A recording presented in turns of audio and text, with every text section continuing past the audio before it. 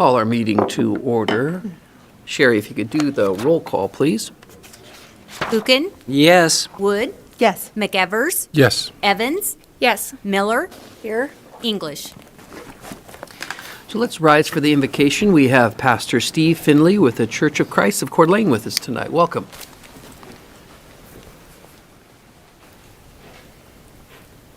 Let's pray together. Our great God in heaven, it is with humility that we come before you this night. Lord, we acknowledge you as our Creator and as the source of all authority. Lord, as we serve this city, we are just your servants. God, we would ask your blessing on our city, dear Lord, that you would bless us with good neighbors and peace and prosperity. Lord, we would ask that our desire to serve this community for the good would be greater than our differences, and that we would be able to overcome those things in order to, for the good of the people that we serve. God, we are so grateful for the men and women who serve this city in this capacity. Lord, we're grateful for their servants' hearts and would ask that you would bless them and their families and give them peace and prosperity and your good blessings for the work they do for this city. We also ask your blessing on our law enforcement, Lord, that you would keep them safe, that you would watch over them as they serve us, Lord. We ask for our fire department that you would also keep them safe and just be with them, Lord, as they put themselves in harm's way to protect us so that we can live in peace and not see the darker side of things, God. We thank you so much for what they do and for all the people who serve our community, dear Lord. God, as we conduct the city of the business tonight, we would ask for your wisdom and guidance in what we do. We ask, God, that our decisions would be for good. And Lord, we pray that this city might be known for being a city of justice, of kindness, of good neighbors, and of hospitality. Lord, it is in Jesus' name we pray this prayer. Amen. Dan, can you lead us in the pledge, please? Well, thank you, Mr. Mayor. Ready? Begin. I pledge allegiance to the flag of the United States of America and to the republic for which it stands, one nation, under God, indivisible, with liberty and justice for all.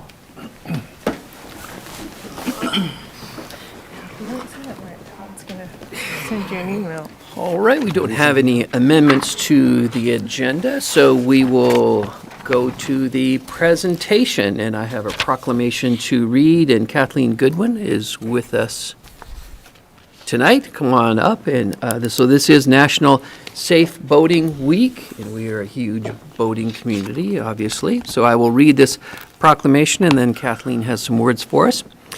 Whereas, on average, 700 people die each year in boating-related accidents in the United States, and nearly 70% of these are fatalities caused by drowning. Whereas the vast majority of these accidents are caused by human error or poor judgment, and not by the boat, equipment, or environmental factors. Whereas a significant number of boaters who lose their lives by drowning each year would be alive today had they worn life jackets. Whereas modern life jackets are more comfortable, more attractive, and more wearable than styles of years past and deserve a fresh look by today's boating public. Now, therefore, I, Steve Widmeyer, Mayor of the City of Coeur d'Alene, do hereby proclaim the week of May 22nd through May 28th, 2021 as National Safe Boating Week. Welcome. Friday is Wear Your Life Jacket to Work Day. So I don't know if any of the viewers or any of you would like to do it, but it would be wonderful with the National Safe Boating Council in mind. On Saturday, it's the kickoff for National Safe Boating Week, where we put a spotlight on recreational boating safety. Also, there are so many people in our community that have all different types of vessels. Power boats, sailboats, kayaks, canoes, stand-up paddle boards, jet skis. And my message to all of them is please wear your life jacket. Life jackets save lives. Thank you. Thank you for being here. So now it's time for public comment. Anyone wishing to address the City Council on any city-related business matter should have 3 minutes to do so. Anyone in the audience wishing to give public comment tonight? All right, we will move on. We move on to announcements. Any member of the council have an announcement tonight? Kiki? I have a few.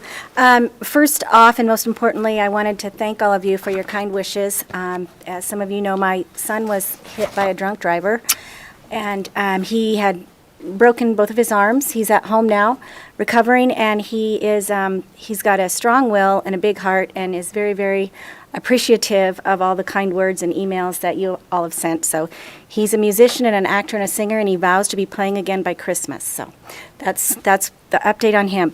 Another quick thing, I did a presentation at the Joint Government North Idaho Building Contractors Association meeting today on the Regional Housing and Growth Issues Partnership.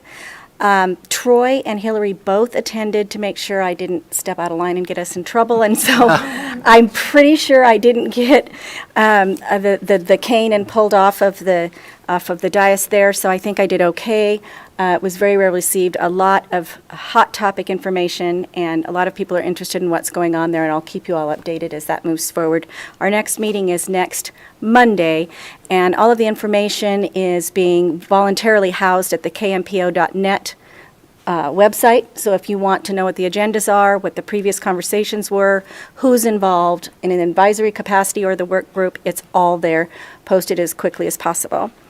The other thing is our library is taking a potential field trip here to review the satellite library opportunities we have. So the trustees are looking at how the Lake City Public Library branch, as well as the potential of putting a satellite library in Nexa is, and making sure that those budgets are aligned and it's something that's possible to do. So I'll be reporting back on that. Last thing is that during this housing and growth issue, one thing that had come up to me a lot was our vacation rentals and how is our ordinance affecting growth and what's happening with that. And I just wanted to throw out there that I would like to see staff come back with an updated report on the short-term rental ordinance, find out what the number of permits are, how our code enforcement is working with that, if there are tweaks that we should make that will affect future inventory of housing in the city limits based on how many rentals there are. So I'm just throwing out there that I'd like to see that put on the agenda as a staff, bringing that forward as an update report and possibly code amendments, and see if any of the other council members had an objection to that. I agree. I do have a few numbers. I don't have a lot of numbers, but I have a few numbers, because I asked that very same question. Okay.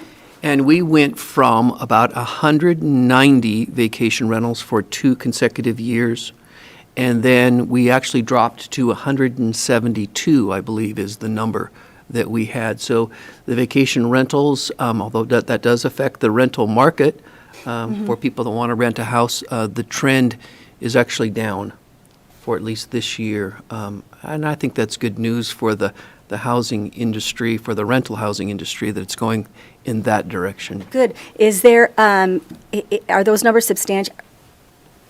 Okay. Have we substantiated those numbers with what's actually out there that's being rented at non-permit wise? And that's where I was the questions had come up, or do you know?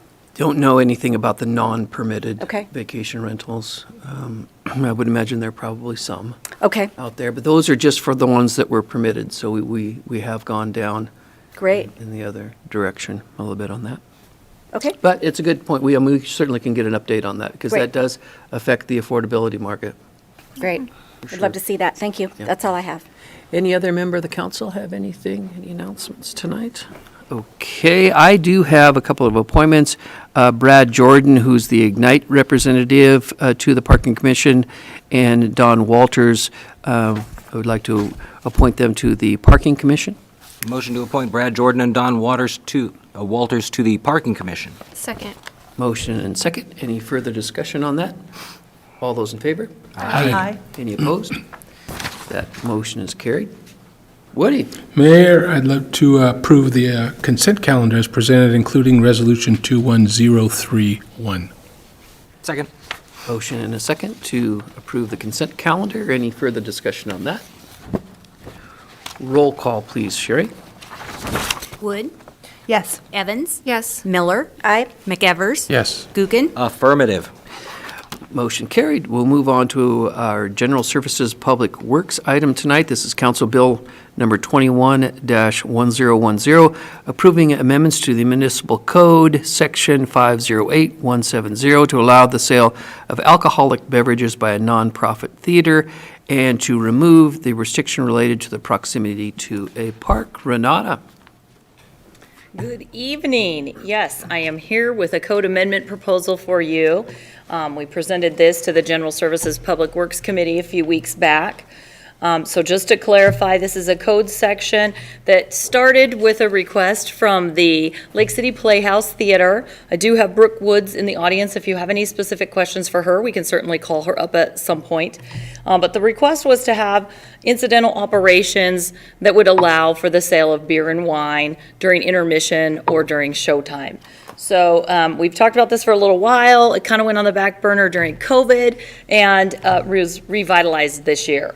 So our code currently states that you can't be within 300 feet of a park. And that inhibited the theater because they're right across the street from the park. That was one issue that came up. And as we looked at that, we looked at several other areas where maybe 300 feet from a park would not be necessary anymore. We have some codes that allow for actual consumption of alcohol in the parks through permits and special events. So we thought we would bring this up for an option to remove the park requirement. That is not required in the Idaho State Code. That's something that we had at a city level.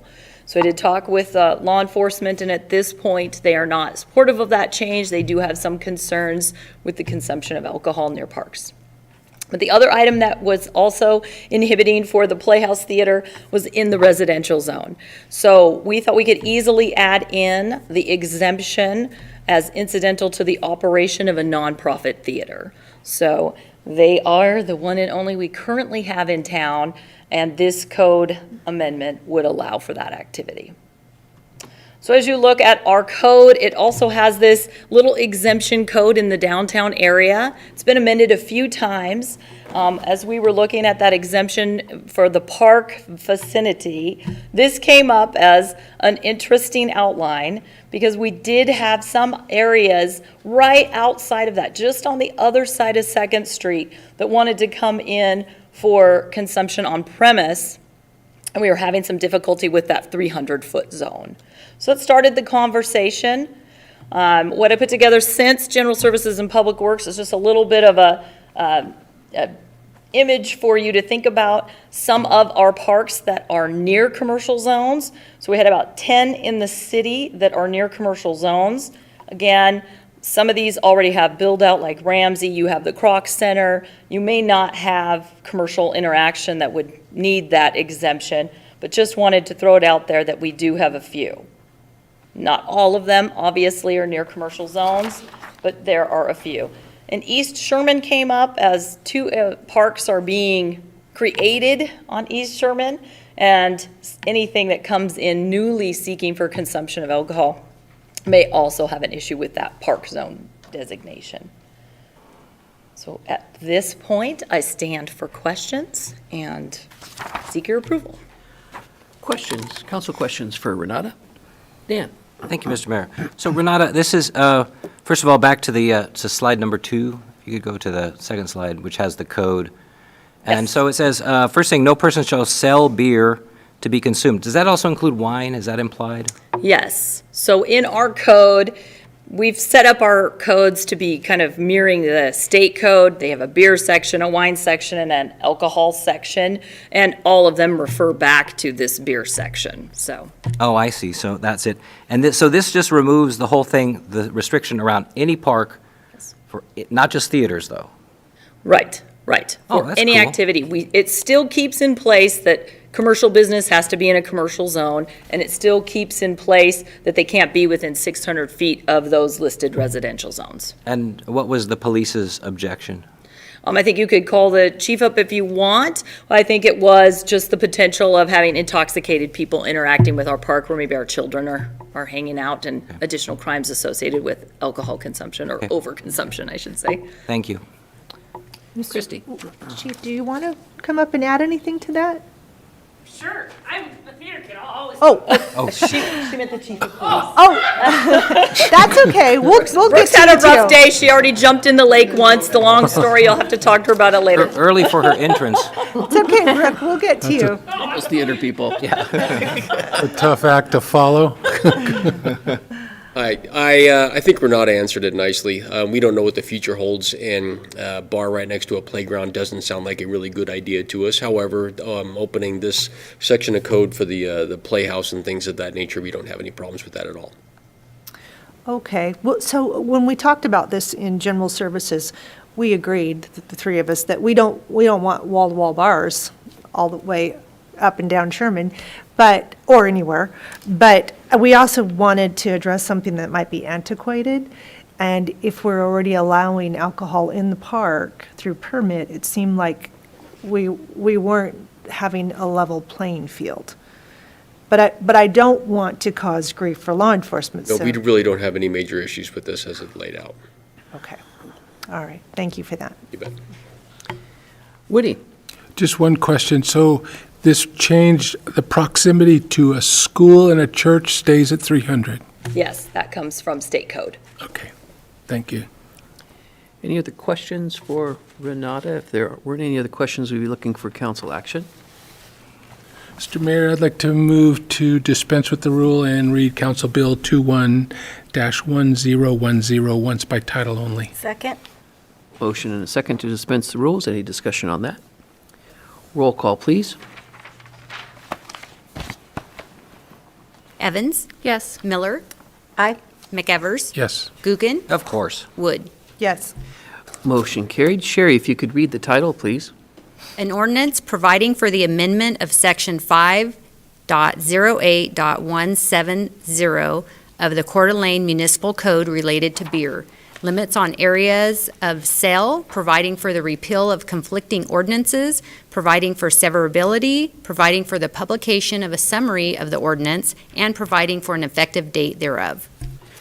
So we're looking for the final. Mr. Mayor, I'd like to move to adopt Council Bill 21-1010. Second. Motion and a second. Any further discussion on that? One thing that I would add is that, Dan, you're right, when it says specifically beer Yeah. in there, that's kind of bizarre that it just says beer, because I think if you somebody wanted to argue that, Yeah. they could say, well, I'm not selling beer. Right. Like Well, wine, you so- know, when we ran the theater years ago, we didn't sell beer or wine. We gave it away. For donations. Yes, for a donate, which not really. I mean, you bought a cookie and you got a beer, so. But it was a $10 cookie. And that, yeah, it's a $10 cookie, and Brooke knows what I'm talking about. So this will be so much easier on them. It's a great fundraiser. I mean, I would have loved this when we were running the theater, if we were able to, you know, people, they do want to relax with a wine or a beer while they watch a show. It's a great way to entertain. And you're opening soon, aren't you, Brooke? I mean, you guys going to be back up and running? That's our hope. So they hope that they'll be up and running soon, and when they do, go there, have a beer. Yeah. And I think, too, we discussed this before, that you have to get a permit anyway, and it's a beer and wine combined thing. It's not, you can't get a beer permit without a wine permit, or a Right. wine permit without, so Yep. either way. Okay, roll call, please, Sherry. Evans? Yes. Miller? Aye. McEvers? Yes. Guggen? Absolutely. Wood? yes. Motion carried. Thank you, Renata. Now we'll move on to other business. This is resolution number 21-032, approval of agreement with North Idaho College for daytime use RV parking on the campus lot. Troy. Good evening, Mayor and Council. I bring before you another partnership in our great city, and your Parking Commission has been working on this, and your volunteer parking commissioners had this positive idea. We reached out to our colleagues at North Idaho College to help solve possibly these oversized vehicles that may have trailers, such as on the screen. When they come to town, it's hard to navigate our town, and we do have a great parking lot south of City Hall. However, that was designed for our trailers that had a boat on them, and that left the boat in the lake and came over here to park to go enjoy our navigable waters. So North Idaho College has a great parking lot that they refer to as Lot A. We would call it the old log yard for anyone that's been here for a number of years.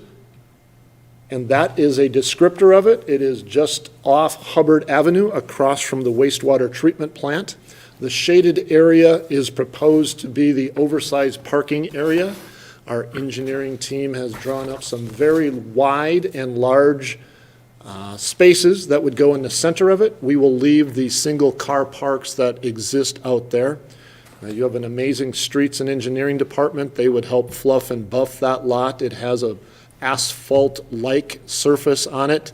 The potholes will be filled in. Got a council member smiling as he knows what that lot is like. So it won't be beautiful when we're done, but it will be travelable. I negotiated as hard as I could with North Idaho College and only got them down to $1, but every good contract has some type of a monetary compensation with it. So again, the goal here is to get those large units that have trouble parking anywhere else in town into an open area. And the Parking Commission believes that this is a great mission. And thanks to North Idaho College and our team in Streets and Engineering, we believe we can pull this off. So again, we get about 2/3 of that for parking. Probably our biggest challenge with this will be to make sure it's daytime parking only until 10 o'clock. Thankfully, we have a phenomenal police department, and they have agreed that if it doesn't go well and people aren't choosing to leave, that we will use their services. But we'll probably send some security that we have at the city in those hours over there to make sure people understand they need to leave by 10 o'clock. So our signage will be daytime use only till 10 o'clock and all the other good details that you see in this agreement. So we bring it forward to you for your consideration. We would propose to be ready by Memorial Day, keep it open till just before school starts, which is our prime season. And they, of course, at NIC have the opportunity for Ironman and Art on the Green to use this lot as well. So I would stand for any questions. Council questions for Troy? Christie? Well, Mr. Mayor, I was going to abstain, but that $1 per year is more than my entire salary per year, so I figured I could vote on this. The lot itself, though, trying to get people to leave by 10, are you hoping NIC security will help with that, or? No, the school, they will help with that, and we will do our best to educate. We propose on sending a security firm that we hire now to go check it out and make sure if there's someone there, they know they have to leave by 10. So this will be a good trial to see if people follow the signage, and it's 10 o'clock means 10 o'clock. Otherwise, we have men and women in uniform that we can send down there to help reinforce the fact that they need to be gone. And this is free parking? It's free parking. Okay, thank you. Any questions for Troy? Kiki? Besides signage, that's the only expense, but how are folks going to know that this exists? We're going to drive that to the Downtown Association website and to the city's parking website that has all of our lots listed. Any other ideas you might have on how to get to the RVers and these oversized rigs would be greatly received, but I think we can use those two sources. A chamber might be another source to get the word out there. We plan on putting a sign on the boulevard, Northwest Boulevard, to direct them in there. Dan? Thank you, Mr. Mayor. Just to add on to that, we can put a sign over here in the oversized lot as well. Yep, great Cool. suggestion, just to make them, now that they're there, we have another spot that could handle them. So yes. There's a number of directories out there that are RV-related that could run free listings for stuff like that, so I have a list. I'll share. And you're okay with $1 in the budget? I mean, that's not going to push us. I'll see what I can do on Thank that, you. sir, Okay. yes. It's quite the Parking Commission negotiation. might have that Right. dollar, yes. It won't break the budget. Feels like you're making up for the whole Dyke Road thing. Yeah, maybe.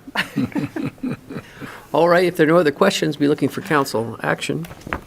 Mr. Mayor, I will move to approve resolution number 21032, which approves an agreement with North Idaho College for daytime use RV parking on the campus lot. Second. Thank you. Motion and a second. Any further discussion? Roll call, please. Miller, Aye. McEvers, Yes. Gookin, Yes. Wood, Yes. Evans. Yes. Motion carried. Tonight, we have two public hearings. Both of these are quasi-judicial hearings. Does any member of the council have a conflict of interest? Which one's first? Just a minute. No conflict of interest. There's a sign-up sheet for anyone that wishes to give public testimony tonight. So our first hearing is hearing ZC, thank you, Troy, ZC-1-21, a proposed zone change from R12 to R17, located at 2nd Street, south of Niter Avenue, Hickman Place, Lot 2, Block 1, applicant Habitat for Humanity of North Idaho. And Hillary, we have a presentation from you. Okay, good evening, Mayor and Council. So yes, this evening, this is a zone change request from Habitat for Humanity for property that's located off of 2nd Street. And they're looking to do a zone change from R12 to R17 to allow for townhouse use and a few additional units. A little background, so the subject property, the Habitat for Humanity purchased in 2019 with the intent of building for sale affordable housing units. They went through a short plat process with the city and were able to carve off a smaller single-family residential lot and then keep this remainder lot for their property for this proposed project. As part of the short plat, they had to do some improvements, so the infrastructure is already there, and they've already put in the curb and gutter along 2nd Street. And the City Council recently approved a community opportunity grant with our community development block grant funds for $120,000 for Habitat for Humanity for the subject property to be able to assist with the design phase of the project. So exciting things if zone change is approved. So again, property located off of 2nd Street south of Niter and just west of 4th Street as well. All legal notices were met. It was published in the Coeur d'Alene Press, posted on site, and notification to neighbors. So here's a map of the location, so you can kind of see it outlined in red there. Here's the bend of Niter Avenue. This is 4th Street, and this is Government. Here's another aerial photo, kind of zoomed in a little bit more. You can see some of the commercial and office uses to the north, and there's a townhouse project to the south. And then this map is similar but shows some of the services around there, which is really just showing also how suitable this property is for townhouse or for multifamily uses, just the proximity to services, proximity to transit, employment, all of those things, as well as park site. So for a zone change, there are 4 findings that you must make in order to approve the request, and so I'll walk you through each of those. So the first is finding B8, that this proposal is or is not in conformance with the comprehensive plan. So this property is located within our Northeast Prairie location, and so that's the map here, and it's considered transition area, so it's kind of right on the edge of transition and the established. Transition area is an area that's expected to change greatly over time, but we need to be sensitive in how we see it developed. So some of the characteristics are that the overall density is about 3 to 4 units per acre, but pockets of higher density are appropriate, as well as multifamily units. Incompatible areas, looking for kind of commercial uses concentrated along commercial areas and arterials with neighborhood nodes, and then encouraging pedestrian connections and street trees.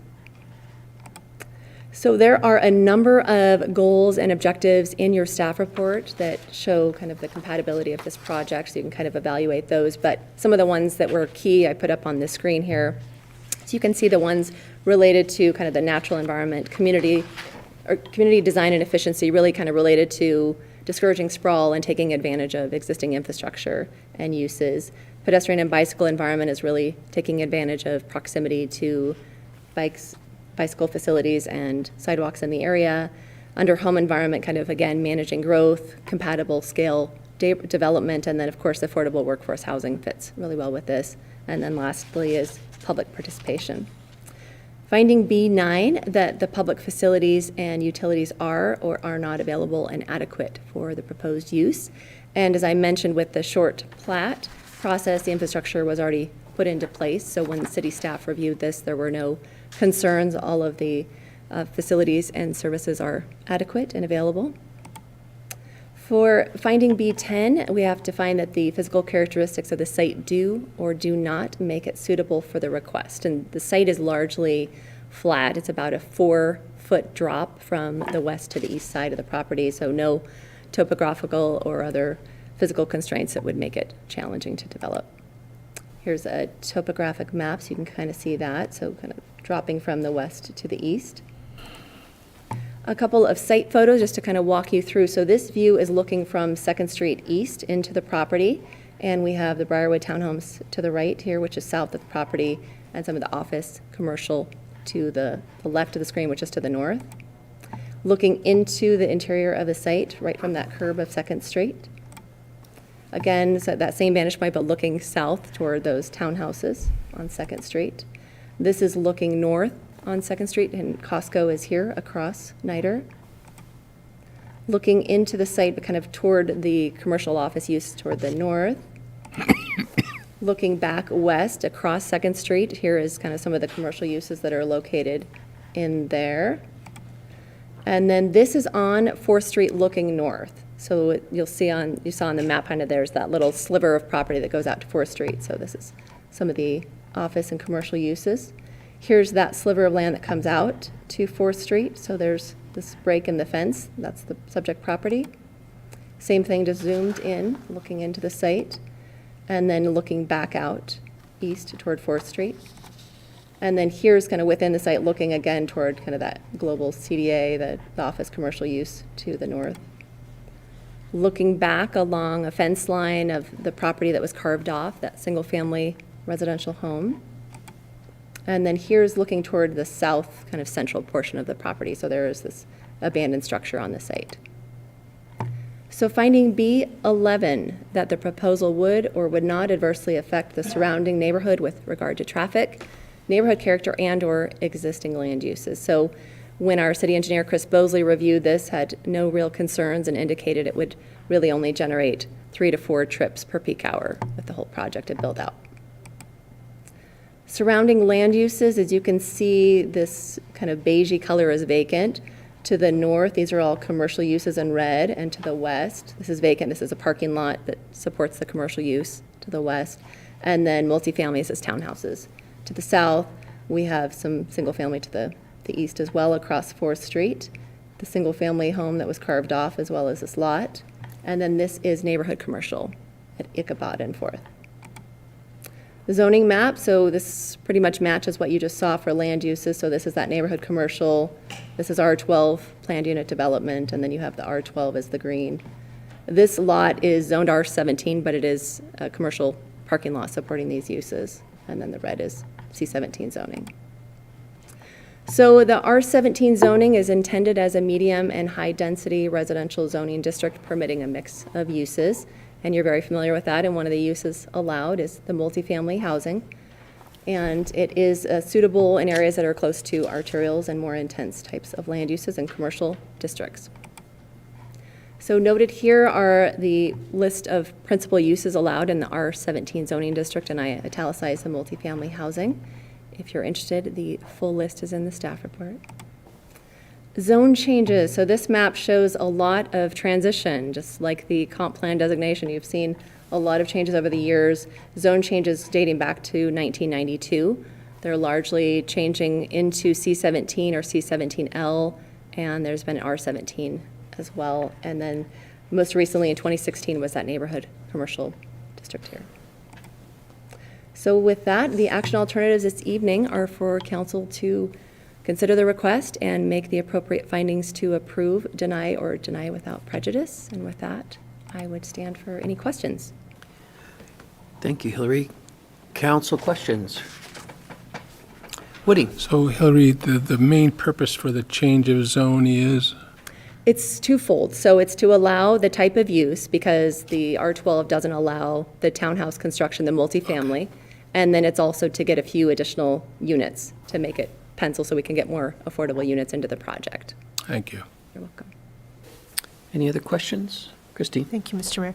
Hillary, can you kind of ballpark what the affordability will be? I mean, I would say, yeah, we'll have, the applicant can speak to that, because, oh, yeah, so James okay. Casper's here with Habitat, so he would okay. be very well versed in that. Great. Dan? Thank you, Ms. Mayor. Just a comment. Yes. It was really neat to see the police report as part of the staff report. That was great. I know we've asked for that before. Did the schools ever return anything, or was this big enough to notify No, they them? did inquire about it, but they didn't comment on this one. Okay. So I think it was small enough that it didn't raise concern. Let's We hope. didn't receive anything. Yeah. Thank you. You're welcome. Any other questions? All right. Thank you, Hillary. You are welcome. And now we will invite the applicant. We'll open up the public testimony portion of this and invite the applicant up for a presentation.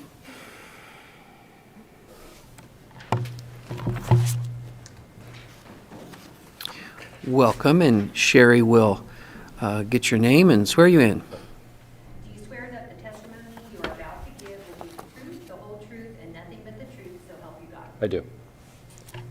And your name for the record, please. James Casper. So, fancy titles don't really mean a lot, but my job is to try to figure out how we make all this work, really is what I do at Habitat, right? I'll start here with the proposal. I know this isn't faced north and south the same as the other one. This is the architect's layout. This is the rough design. We're still in the middle of actually going through this process of design. But the idea here is 4 buildings, 5 units, 4, 8, and 4. So just with size constraints and the shape of the lot and other things, parking being available, you can't really maximize at R17. Technically, this is only 3 units more than R12. The R17 is really to get these formats. These buildings are 2-story stacked single, so there's 1 unit in each one of these squares. On these buildings, they're actually 2 floors. There's this building with 2 units listed here, actually 2 of the same units stacked on top of each other. So it's just a mirror on floor 1 and floor 2. That's the current kind of projection to try and make the most effective use of the space. One question we do get a lot is why we kept this piece of land, and this is carved out in order specifically to block traffic. The idea here is just to have a bike path, and the idea being, again, to make it more accessible for people who live here if they need to have their kids ride to the schools or other services that might be nearby. It would be useful to have access both on 2nd and 4th Street instead of having to kind of go all the way around. So we kept that, and that still left a pretty big lot for the original family home here that was sold after we purchased the property in the first place. So I'd like to just go through a couple program requirements. I won't read this extensively, but I'd like people to know what we're doing when we talk about affordable housing, right? Although people don't have to have a certain credit score, they do have to have a good history. They have to have regular on-time payments. They can't have judgments or liens.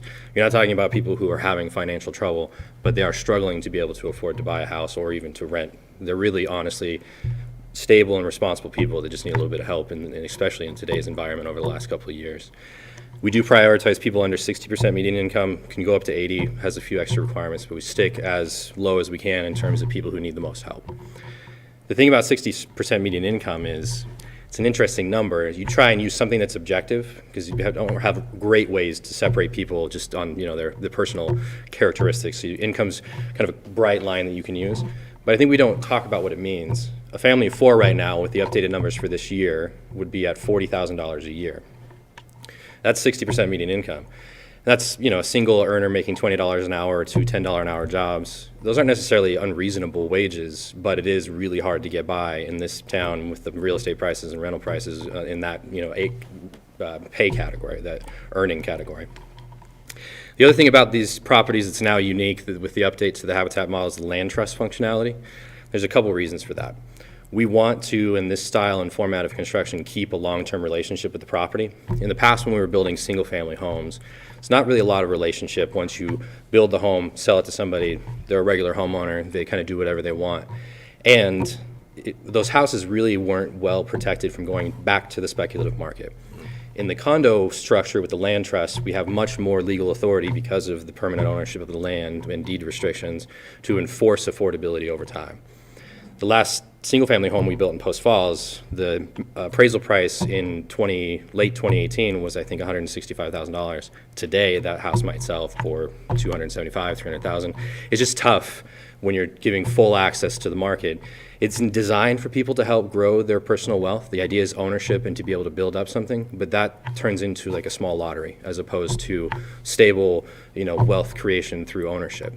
So this model basically solves all that. Land trust just allows us to stay involved, and we'll co-manage the Condo Owners Association, which will help ease the cost of that management and provide our accounting team and other expertise that we have to the projects as we move forward. And so, good question. What does affordable mean? Affordable has a lot of meanings. Materials costs are crazy right now. I mean, lumber went for OSB from $9 a sheet to now $65 a sheet, right? We get to pull a lot of tricks. We use volunteer labor. We have one paid, licensed residential contractor, but pretty much everybody on the site's a volunteer. We do rely heavily on the K-Tech construction classes. So instead of them learning on some other kind of dollhouse-sized project house, they're actually learning in the real world, and that gives us an opportunity to learn and then take advantage of their labor. It's hard to tell you what affordable will be for every project, but the current project we're working on, which is located at Fruitland, Niter, and Howard, just behind Texas Roadhouse and those others, we have 6 units. We'll finish at a development cost of $600,000. That's the sales price, right? So we're not adding a profit premium. So the smaller units will be a little bit less, the bigger units will be a little bit more, but your average of $100,000 a piece. So this is the type of a sales price that people in those lower incomes can afford, and you get there through mostly the volunteer labor and other things. The example that I have right now from that project is a 3-bedroom unit we'll have with the condo fees for long-term maintenance and all those other things go with it. It would be about $300 or $700 a month for a 3-bedroom unit, which in today's market is really, really reasonable. I will say too, it will go up. The prices that we're able to achieve, it's based on the availability of goods, and also sometimes we get donations. That will change. The other thing that we've done in the past also is we've been the loan origination company. We've been the mortgage financier. And as the next piece of land gets more expensive, it becomes harder and harder for us to subsidize as low as we have been able to subsidize. The problem with the zero interest loan, as it gets paid back over 30 years, time value of money tells you it's not really worth what it was when you issued that loan today. And so the problem becomes, how do you buy the next piece of land? Even though we are not giving away our services as many charitable organizations do, we still have complications in trying to be in the business of developing housing in general. So that metric will change as time goes by. It's kind of a forced thing just based on the cost of being in the business, but it's still going to be functionally the most affordable option for anything that's new housing in any format. Any questions? Questions? Woody? This is amazing. I don't think we've ever heard the details on this. So are you still doing single-family homes, or are you pretty much moving on? It's just not affordable. Right. I mean, we used to buy the lot by the edge of the railroad track or, by the freeway, and that was $10,000 or $25,000. Now those lots are $70,000. I mean, they're just because of supply and demand. And I can't get to a price of $100,000, $120,000 at a starting price of, $60,000, $70,000 for dirt. So there's really no functional way to move forward and try and keep some form of affordability. It will move up slowly over time, but this is the next best way to keep it in terms of price with the cost of land and keep it functional. On a project like this, do you have to end up waiting for the wood prices to come down? I mean, do you take that into consideration or not? It's funny. I was listening to a NPR report this afternoon on the radio, and there's been a spike in people buying because everybody was waiting for the building season, hoping that wood prices would go down, and the builders realized they had to buy something or they wouldn't be able to build anything this season. So you're now seeing another squeeze on supply and a little bit rising price because of that supply squeeze. It's honestly, it's a fool's errand to try and time materials markets. It really it's too hard. One thing that does happen, this project will take us 4 or 5 years to complete out. Okay. We're building with volunteer labor. We're going to build one of those buildings at a time. And so we have one advantage in that we aren't going to try to build all 21 units this year. So that will help, hopefully, see the later cost go down a little bit in terms of materials. Thanks so much. Yeah. Kiki? I have 3 things. So is your model with these condos, it seemed like your single family, the homeowner was required to put in the sweat equity, so to speak. Is that still part of the deal with these? Yes, same thing. So they do have to have a certain number of hours. It's 250 hours per adult in the family. And that's designed to be working on building your own unit or doing some other thing like financial education or something that would prepare you to be better prepared to be a homeowner. And then you had mentioned that the single family was kind of a wealth building or an equity building for the family. Do you have that same mechanism in this condo plan? Yes, but it just stays away from what the market's doing right now, right? We had last year, calendar year 2020, there was like 40% increase in property values. This year, they expect roughly the same thing if you listen to the Realtors Association. Those numbers don't equate to what has been historically, what has happened over longer periods of time. And the problem you run into is that you have to judge whether or not you're giving an outsized benefit to one individual, as opposed to something that is theoretically supposed to also create some form of affordable stock that will serve as affordable housing stock into the future. In order to do that, what we have with these new properties is they're capped at 3% per year increased equity. That's just part of the deal with the land trust and the lease and everything that goes with this obligation. It is different. It will not ever be part of the speculative market.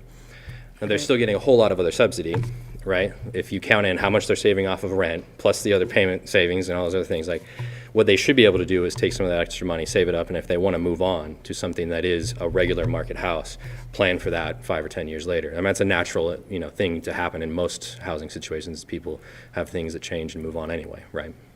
Right. And then, how long's your waiting list for a product like this? If I had a waiting list that was open, it would be a mile long. What we do, because you are required to put in a certain number of hours every month, and there's this kind of long-term commitment and functionality, it's really hard to have hundreds of people doing that and giving them functionally a part-time job as a volunteer requirement for this program. If I had people doing that for 3, 4, 5, 6 years, it would drive them nuts. And also, life happens. It's just hard to keep people in some sort of program like that. A lot of housing that has a waiting list just doesn't do that. It's just you're literally just waiting on a list. There's no other requirements that go with it. But just the nature of the program doesn't really make it very useful to keep people on a waiting list like that. So when we open applications, we take an appropriate number and maybe 10 people at a time, 10 families or 10 different orientations of families, so that it's roughly going to have them in the program for about 2 years at the most. That's more manageable in terms of getting people across the finish line. Thank you. Council questions? All right, thank you. We'll continue the public testimony portion of this. I did have a sign-up sheet. I did not have anyone on this list. Is there anyone in the audience that wishes to give public testimony? Not seeing any, we'll close the public testimony portion of that and look for council action. Mr. Mayor, I'd like to move to approve ZC-1-21-A, proposed zone change from R12 to R17, located at 2nd Street, south of Nider Avenue, Hickman Place, Lot 2, Block 1. Applicant Habitat for Humanity of North Idaho, and have staff make the necessary findings and order. Second. Motion and a second. Any further discussion? Roll call, please. Gookin, Yes. Wood, Yes. Evans, Yes. Miller, Aye. McEvers. Yes. Motion carried. I just want to say, great project. I mean, this is one of the tools. I'd like to see the land trust part of that. That's going to be going into the future. I hope that's used a lot more because that affordability problem out there is growing. And so hats off to you on a great project, and we hope that there are many more in the future. Hear, for hear. you. Yeah, thank you very much. So move on to Council Bill number 21-1011. This is, let me see here. Nope, got the wrong one. This is quasi-judicial hearing ZC-4-21. It's a proposed zone change from R1 to R3, located at 3395 East Fernan Hill Road, and the applicant is Janet Daly. Are there any conflict of interest amongst the council? Mr. Mayor, I Yes, don't Kiki. have technical, financial, or any conflict of interest, but this is within my neighborhood, so I'm going to recuse myself from discussion and vote. All right. Did we need to do this, or is that? I didn't dispense with the rule. Yeah, I think we rushed it. Oh, yeah, yeah. Sorry about that. Okay, yeah, so let's back up a little bit. So we do have something. So Woody, Yes, you made the motion for that, yeah? Yeah. I did jump ahead. It's okay. Thank you, Dan. To dispense with the rule and read Council Bill 21-1011 once by title only. Second. Motion and a second, dispensing of the rules. Roll call, please. Gookin, Yeah. Wood, Yes. Evans, Yes. Miller, Aye. McEvers. Yes. Move to adopt Council Bill One 21. One more, Oh, Woody. sorry. Yeah. Maybe it's sitting up here that's Must kind be of the throwing red, us off a yeah. little New bit. lights. So Sherry, if you could read the title, please. An ordinance amending the zoning act of the city of Coeur d'Alene, Kootenai County, Idaho, known as ordinance number 1691. Ordinances of the city of Coeur d'Alene by changing the following described property from R12 to R17. Said property being described as follows, to wit, A plus minus 1.52 acres off of 2nd Street south of Niter Avenue, legally described as Hickman Place, Lot 2, Block 1, repealing all ordinances and parts of ordinances in conflict herewith, providing a severability clause, provide for the publication of a summary of this ordinance and an effective date thereof. Now, Woody, Move to adopt Council Bill 21-1011. Second. motion and second. Any discussion? Roll call, please. Guggen? Yes. Wood? Yes. Evans? Yes. Miller? Aye. McEvers? Yes. Motion carried. Okay. Sorry we're- about that. We're back on track now. Here we go. Thanks, Gook. Okay, so now we are at this quasi-judicial hearing, ZC-4-21. As I mentioned, the proposed zone change from R1 to R3 located at 3395 East Fernan Hill Road. Applicant Janet Daly, and Kiki has recused herself from this, and we have Mike Beharry. Good evening, Mayor and Council. Yeah, this is the public hearing for item ZZ 4-21, application by Janet Daly, represented by Rex Anderson with Fusion Architecture. They're requesting a zone change from R1 to the R3 zoning district on property that is located at 3395 Fernan Hill Road. Legal notice was published in the Quarterly Press on May 1st, 2021, and all other required notifications have been made. So here's the property located highlighted in red here. This is Fernan Lake. This is Fernan Hill Road. Here's a close-up aerial photograph of the property highlighted in red. See, it's currently vacant. Here's a bird's eye view looking north. The applicant is proposing to build a multi-generational house on this property. And multi-generational homes are specifically designed to provide space for multiple generations of a family to live under one roof. Generally, it is at least 2 adult generations living together. The benefits are affordability, safety, security, care for one another, strengthening of family bonds, as well as providing homeownership opportunities and to pass down inheritances. The design of the home is that the families can live together, yet separately, with separate bedrooms, living areas, sanitation areas, cooking and eating areas. And currently, multi-generational housing is not defined in the city code. Currently, we have dwelling unit, which is a single unit providing complete independent living facilities for one or more persons, including permanent provisions for living, sleeping, eating, and cooking and sanitation. Duplex, 2 housing dwelling, each with a private exterior entrance sharing a common supporting structural elements. And then accessory dwelling units are accessory to the principal dwelling unit with a maximum of 800 square feet with a separate address, separate entrance, and can be attached or detached. There are 4 findings that must be met in order for a zone change to be approved. Findings B8 through B11. The first one is B8, that this proposal is or is not in conformance with the comprehensive plan. The comprehensive plan indicates this is in the Cherry Hill area, and it's in the stable established. And these areas are where the character of the neighborhoods have largely been established and in general should be maintained. The street network and the number of building lots and general land uses are not expected to change greatly within the planning period. The characteristics of this area will have an overall density will be approximately 1 dwelling unit per acre. However, in any given development, higher densities up to 3 units per acre are appropriate where site access is gained without significant disturbance, terrain is relatively flat, natural landforms, permit development, and where development will not significantly impact views and vistas. This slide represents the comprehensive plan and goals and objectives as it relates to this zone change request. Items such as neighborhoods, capital improvements, city services. The full list is on page 6 and 7 of your staff report. The next finding is finding B9, that the proposed facilities and utilities are or are not available and adequate for the proposed use. This application has been routed through the city departments, and each department has indicated there are adequate public facilities and public utilities available to serve the proposed request. The full list of the staff comments are on page 8 and 9 of the staff report.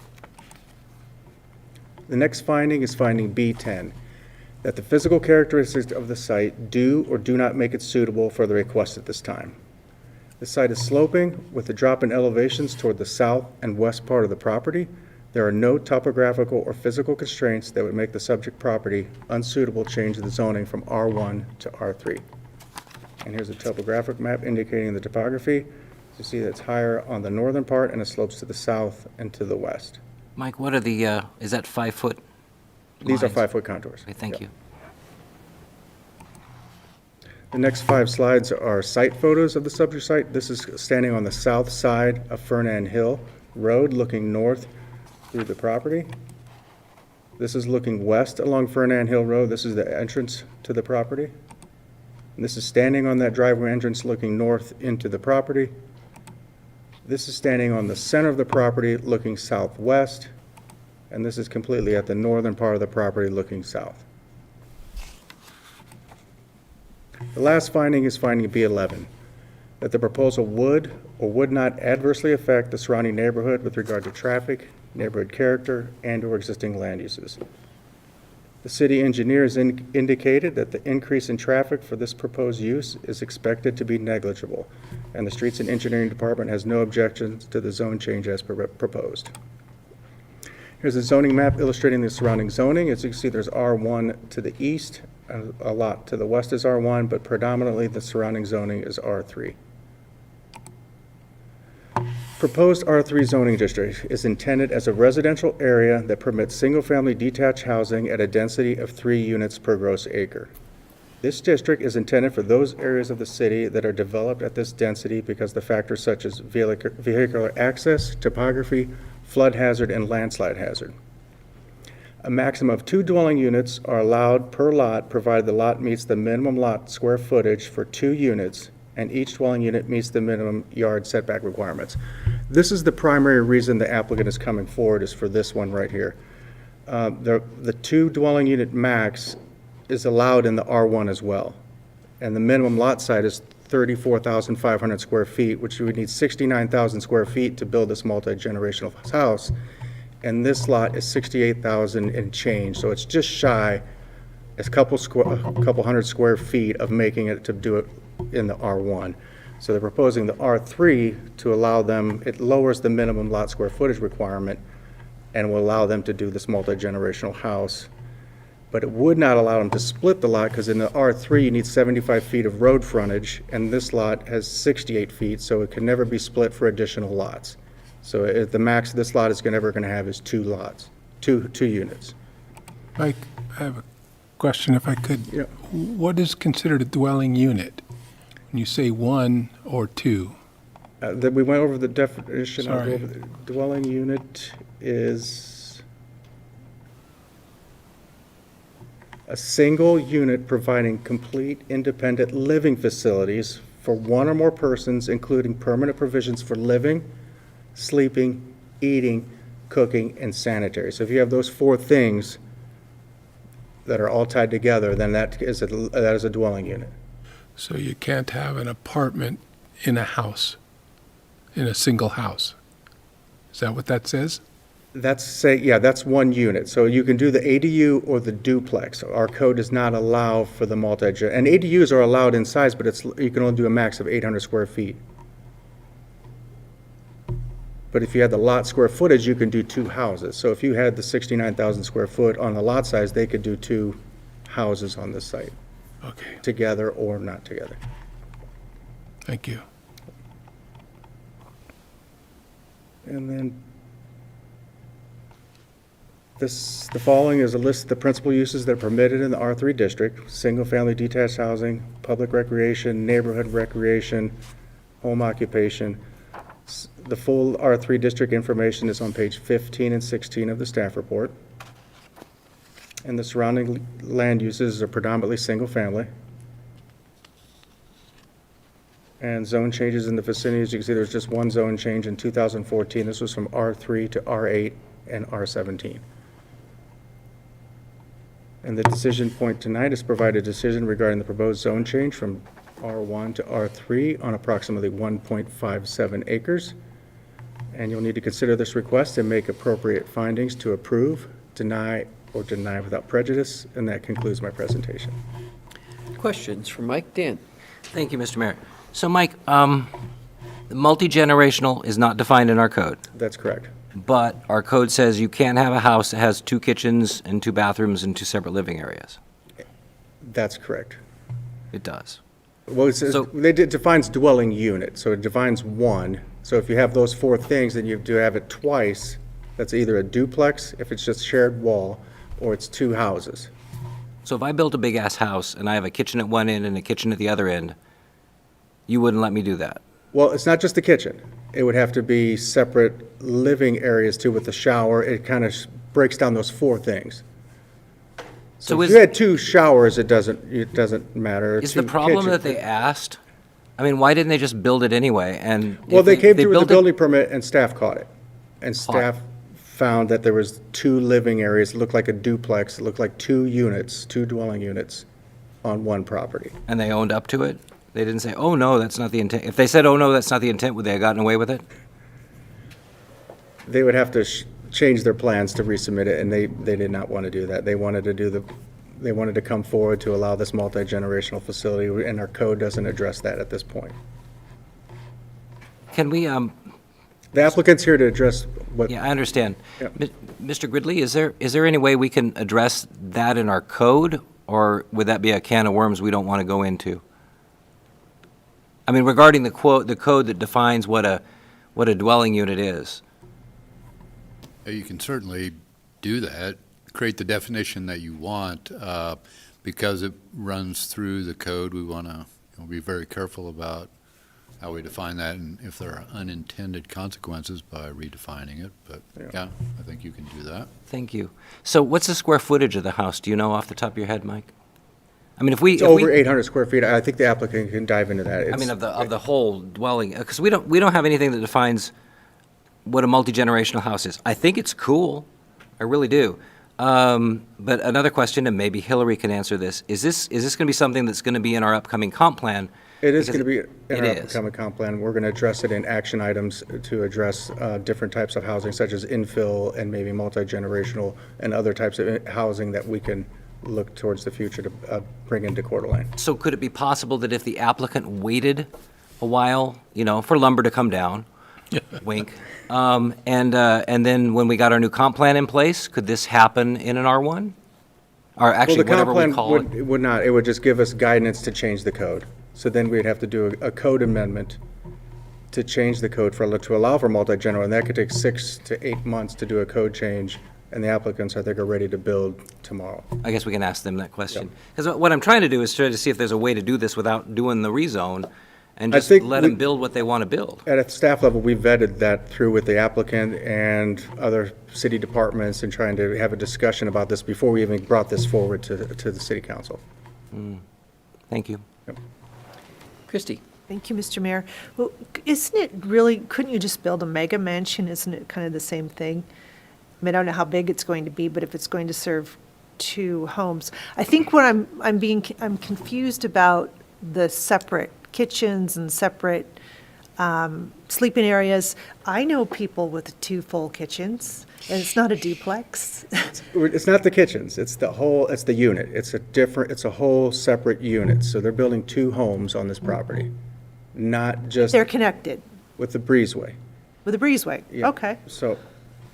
Yeah, Okay. And a duplex is attached with a common wall with 2 garage, so it is 2 units as defined by our city code today.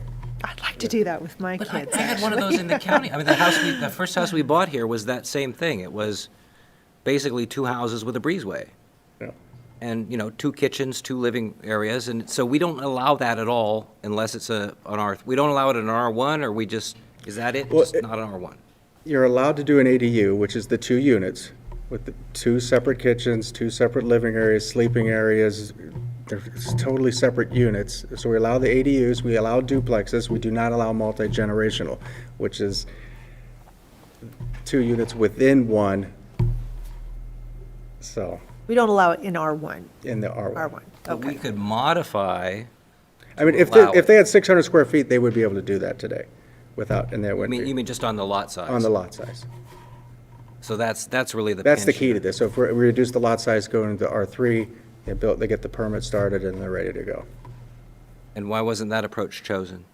This is the R3 is the approach. No. Why wasn't it changed the lot size for an R1? They'd have to approach their neighbors and to buy lots? to buy square footage. Oh, thank you. Any other Good questions? Woody?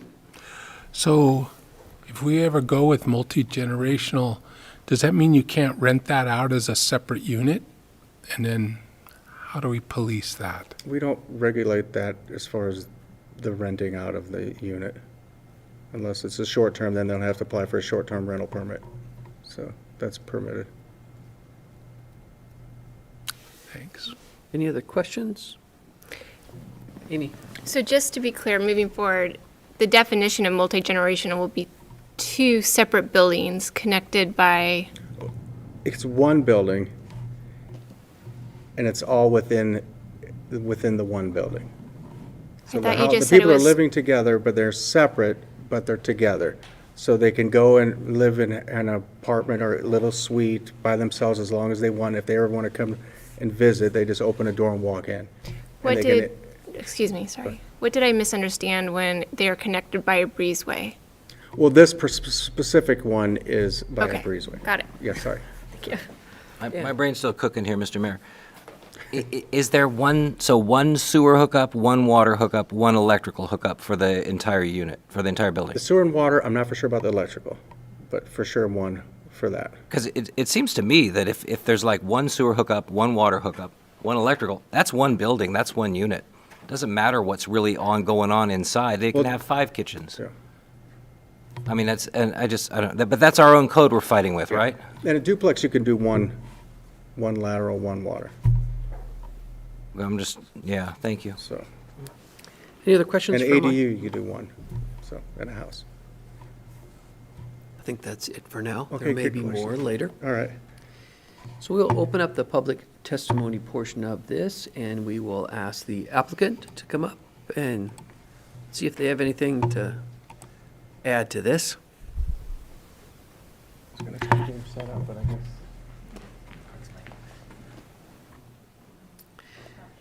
And if you could state your name for the record, and then Sherry will swear you in. Rex Anderson. Do you swear that the testimony you are about to give will be the truth, the whole truth, and nothing but the truth, so help you God? I do.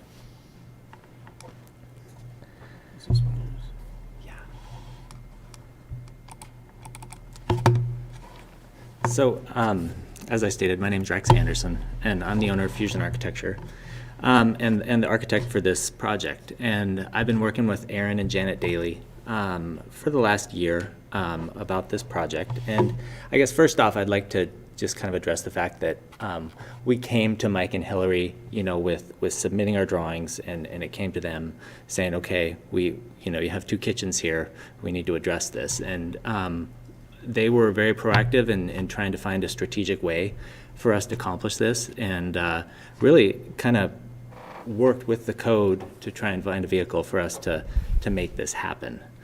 So I'm very appreciative of their efforts to get us here today. As stated, the purpose of this zone change is to allow for a multi-generational house to be built on this lot. The conversion, as stated, to an R3 zone from R1 is being used to accomplish our objective. Our intent here today is to illustrate how this zone change aims to adhere to the intent of the comp plan, in addition to just being labeled, 2 units on 1 lot. Development on this lot is restricted in several ways, as noted on our site plan.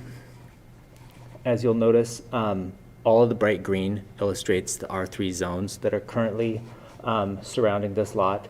The lighter yellow are the existing R1s, and this is, as stated, this is our lot right there.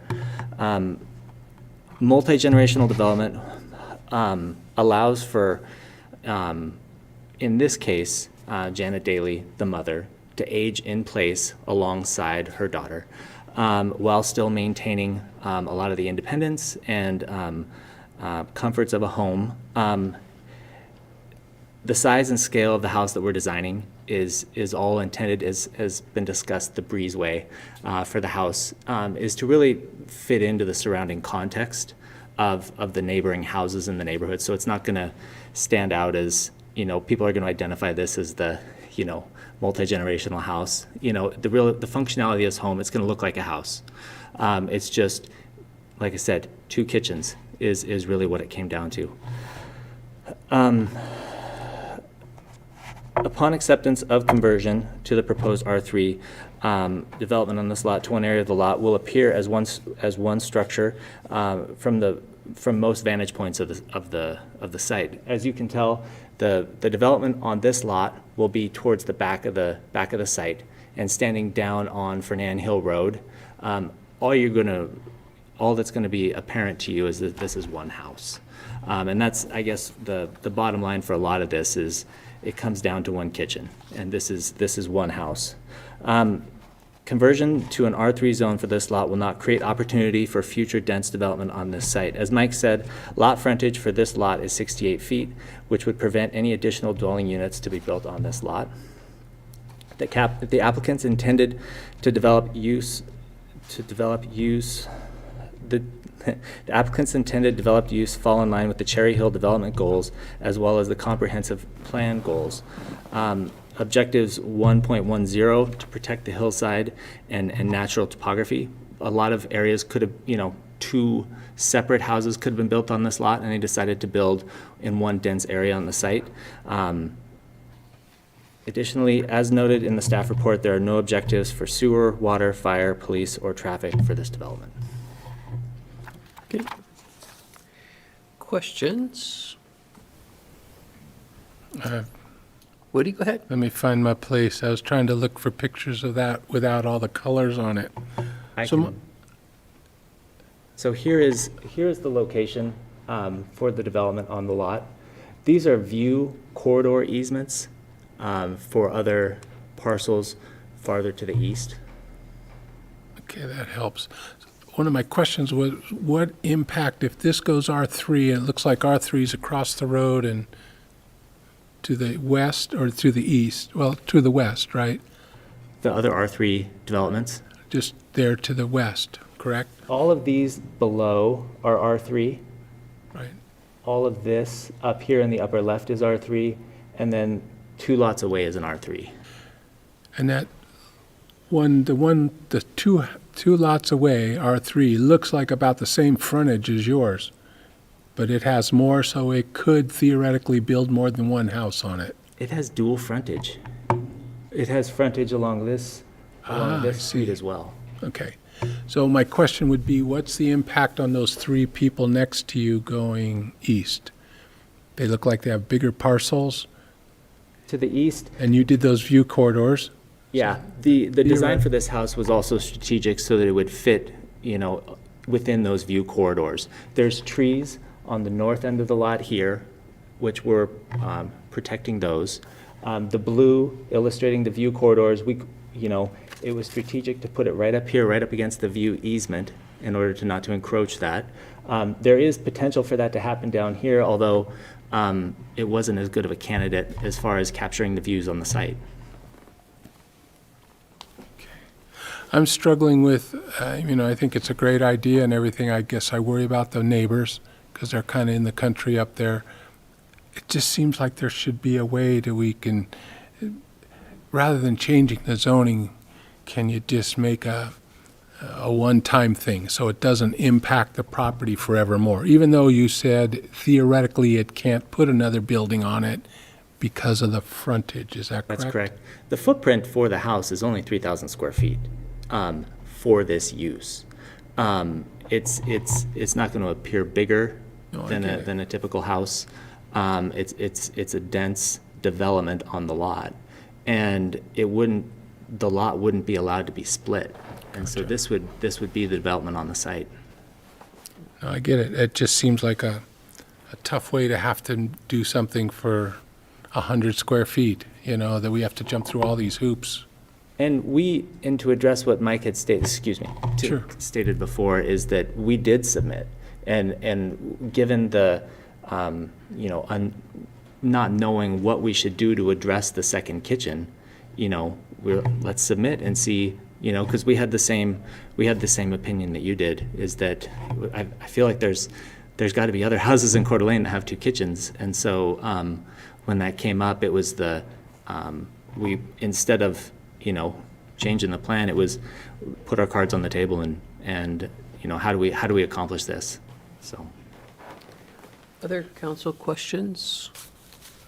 All right, thank you. Anyone else in the audience wishing to testify on this issue tonight? Okay, if there's no one else, I'll close the public testimony portion of this and look for council action. Dan? Mr. Mayor, I have another question to ask Mike. Could you bring up the map that Rex was just showing that has the different zones there, that map? So if we look to the immediate east or to the right of this property, you see another parcel that's pretty big. If that parcel, could that parcel go R3? This parcel here? If you want to like point the mouse at it, I don't see where the mouse is. This one or this one? House is in I white. cannot see the mouse. I'm sorry. You're just talking to the east or west of this? Could it go R3 if they propose it? Is that the question? Yeah, so say this one goes R3, and now the guy next door wants to go R3. Just the property to the immediate right, as shown in that picture. That would be large enough to rezone as R3 and to subdivide? They all need 75 feet of frontage, and it looks like this one does not. The first one to the left does not have enough frontage. To the right, please. The one to the right, I haven't measured that. It could be close. And then, so, in other words, what I'm concerned about is a domino thing here. Right. So, you rezone this as R3, not really to make 3 dwelling units per acre, but just to accommodate 2 kitchens. And then the next guy says to a future council, hey, look, they did R3, it's R3 across the street, we want to do R3, and we want to short plat it so that we can have, sell this off as 3 separate units, and then the neighborhood is basically destroyed. Not to insinuate that that guy is trying to do that or anything, I'm just thinking about this as a zone change as opposed to a second kitchen. And I think this lot has enough area to do 2. The R1 lot would have enough area. If they wanted to do a second one, they're already over 70,000 square feet. They can do a second one without even going to R3. So they wouldn't need to apply. So, and each zone change is a unique one. They'd have to come through planning commission. Staff would have to look at it for the reasons why. The city and water would have to look at it, and we'd have to make sure each zone change would make sense. Any other questions by council? So we'd be looking to see what the council's desire was. Well, I guess just a comment that it doesn't seem like it's much of a stretch for us to go to R3 to allow for this. When you look at the surrounding properties around them are R3, and they are trying to accommodate, they're being very considerate of their neighbors with the view corridors. And so I would like to do what we can to assist this family with their multi-generational house. So with that, Mr. Mayor, I would Nice make segue. a motion to dispense with the rule and read Council Bill number 21-1012 once by title only. Second. Motion and a second. Any discussion? Roll call, please. Wood? Yes. Evans? Yes. McEvers?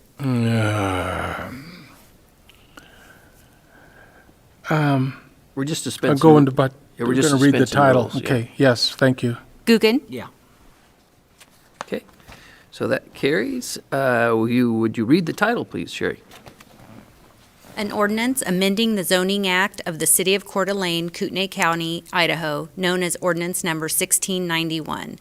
Ordinances of the City of Coeur d'Alene by changing the following described property from R1 to R3, said property being described as follows, to wit, a plus minus 1.57 acre parcel located at 3395 East Fernan Hill Road, legally described as Lot 3, Block 1, Schwartz Edition, repealing all ordinances and parts of ordinances in conflict herewith, providing a severability clause, provide for the publication of a summary of this ordinance and an effective date hereof. And then we have one final piece of business. Mr. Mayor, I'd make a motion to adopt Council Bill number 21-1012. Second. Motion and a second. Discussion. Dan? Thank you, Mr. Mayor. So I'm going to oppose it, which sounds kind of cruel, but my recommendation would be to approach, if it fails, to approach the city and let us clean up the language so you can have a house with 2 kitchens in it. Just makes a lot of sense. To me, that makes more sense than a zone change, and I would definitely support that. You know, Dan, and I would add on to that is that when we looked at the definition of zoning or dwelling unit, right? There was more than just one thing. There were four parts of that. So it doesn't seem to me, just my interpretation, I'm not a planner, right? But that just adding a kitchen doesn't constitute an extra dwelling unit. So Yeah. but it's semantics and how you view that, and you guys are smarter than I am, so. What do you? So I'm kind of going along with Dan. I'm thinking we're convoluting this thing, and it would seem like you guys could come to us and ask for an exception for them to build the house as it is. So I don't like to say no, but all the things considered, that they've made the effort to pull this off. They've been honest, they've been upfront. I'd just build the house and add the kitchen later, you know. And I thought of On that. a good day. But you still need a remodel building permit, and they would come in and say, oh, no, you can't put a second kitchen in, which again comes back to the problem the mayor was saying, which is why? Well, don't we want to encourage people to follow our zoning rules? I mean, and do our part to accommodate? And as far as making an exception, I don't know, have you ever done that before, where people you set aside your zoning rules and make exceptions? Well, this is 2021. Can't we try new things? You know? So, I don't know. I would like to encourage everyone to follow the zoning rules, and so if we need to change this, we need to change it. Any other discussion? Roll call, please. Wood? Yes. Evans? Yes. McEvers? Didn't I learn that abstention someplace? No. Gookin? No. And I'm a yes, so motion carried. Last part of business here. To vote again. I did vote again, yeah. We'll remember this one, won't we? How about the motion to adjourn? Motion to adjourn. Is that it? Sorry. Second. Motion and second to adjourn. All those in favor? Aye. Motion carried. Thank you, everyone. Thank you. I need a nap.